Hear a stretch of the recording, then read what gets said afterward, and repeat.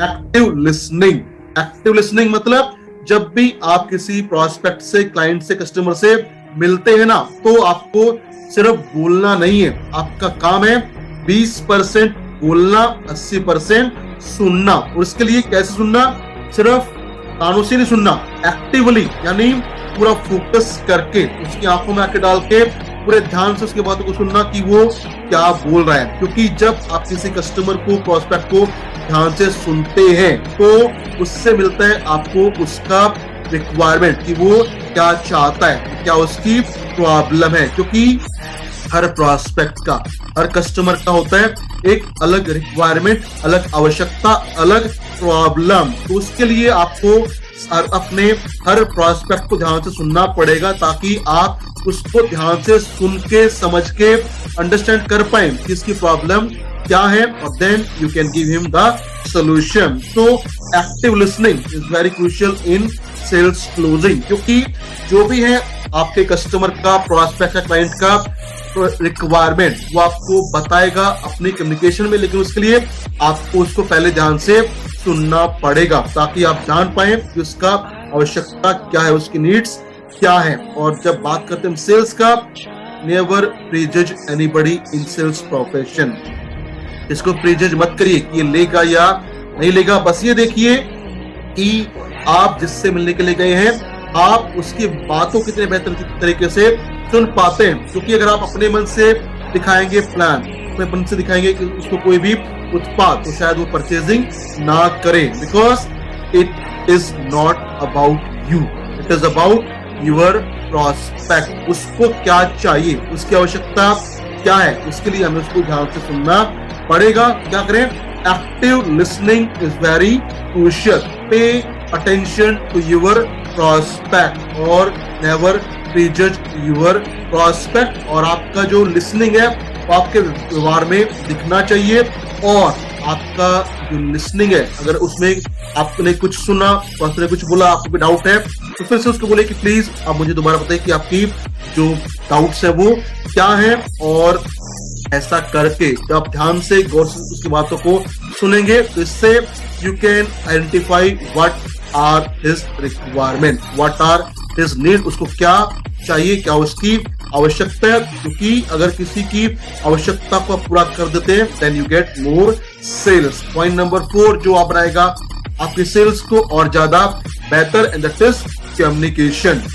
Communication means how you communicate with your prospect, with your client. आप अपने customer से, client से, prospect से बातचीत कैसे करते हैं, वो भी है एक बहुत इंपॉर्टेंट टेक्निक, जिससे आप अपने सेल्स को और बेहतर कर सकते हैं।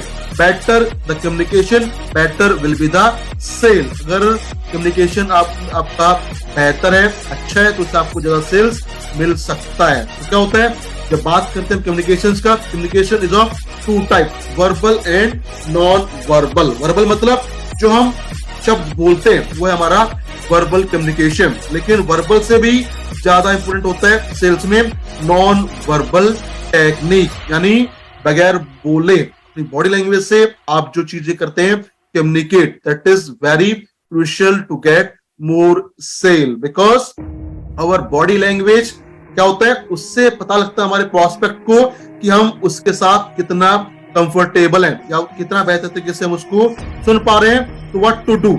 Always focus on your non verbal communication, always work on your body language. क्योंकि आपका बॉडी लैंग्वेज आपके कस्टमर को देता है एक हिंट कि आप उसकी बातों में कितना ध्यान से, कितना गौर से आप उसको सुन रहे हैं, और how interested you are in talking with that person. तो क्या करें, अगर आप चाहते हैं कि आपका बॉडी लैंग्वेज बेहतर हो, आपका हो बेहतर non verbal communication, and what to do? Maintain eye contact. जब भी आप अपने कस्टमर से, प्रोस्पेक्ट से, क्लाइंट से मिलें, हमेशा उसकी आंखों में आंखें डालकर उससे बात करिए। अगर आपका आई कांटेक्ट कस्टमर से नहीं होता है, that shows lack of confidence. अगर आप आई कांटेक्ट करके बातचीत नहीं करते तो क्या होगा, उससे लगेगा कस्टमर को कि इसको अपने ऊपर या प्रोडक्ट के ऊपर या प्लान के ऊपर विश्वास नहीं है। लेकिन अगर आप करेंगे आई कांटेक्ट के साथ बातचीत, तो वो दिखाता है आपका विश्वास, आपका कॉन्फिडेंस अपने ऊपर, प्लान के ऊपर और प्रोडक्ट के ऊपर। दूसरा, प्रैक्टिस गुड पोस्चर, यानी लगातार अभ्यास करिए, चाहे आप बैठे हो या खड़े हो, आपका जो पोस्चर है बॉडी का वो होना चाहिए बेहतर, ताकि आप फील करें और ज्यादा कंफर्टेबल, और आपका जो कस्टमर है उसको भी लगे और बेहतर आपके साथ कम्युनिकेट करना। तीसरा, स्माइल व्हेन अप्रोप्रिएट, मतलब अगर आप चाहते हैं कि आपका नॉन वर्बल कम्युनिकेशन बेहतर हो तो हल्का सा जेंटल स्माइल एक बहुत महत्वपूर्ण एक ब्रिज है जो आपके कम्युनिकेशन को और बेहतर कर सकता है। जितना बेहतर आपके चेहरे पे होगा लाइट स्माइल, हल्का सा स्माइल, तो वो दिखाएगा आपके विश्वास को, आपकी खुशी को, कि आपको है बहुत ज्यादा खुशी अपने कस्टमर से, प्रॉस्पेक्ट से, क्लाइंट से मिलने का। So always have a nice gentle smile on your face, because that smile will reflect your enthusiasm, उससे दिखेगा आपका जोश, उत्साह।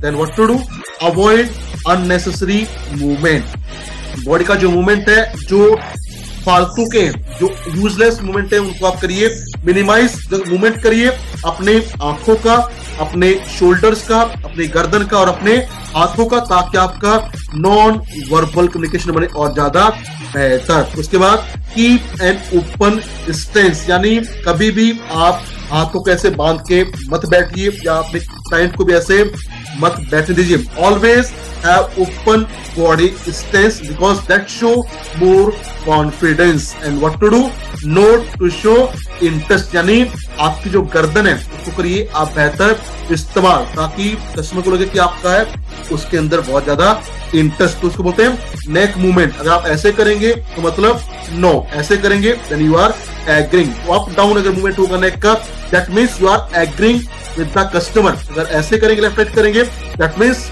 ए problematic technique, a problematic sign for you to get more sale. तो आपकी गर्दन का जो मूवमेंट है वो होना चाहिए ऊपर से नीचे, ऊपर से नीचे, लेफ्ट राइट आपकी गर्दन मूवमेंट होना नहीं चाहिए। और इनको इस्तेमाल करके you can have better body language, you can have better non-verbal communication, you can make a better rapport with your customer, with your prospect, with your client, and get more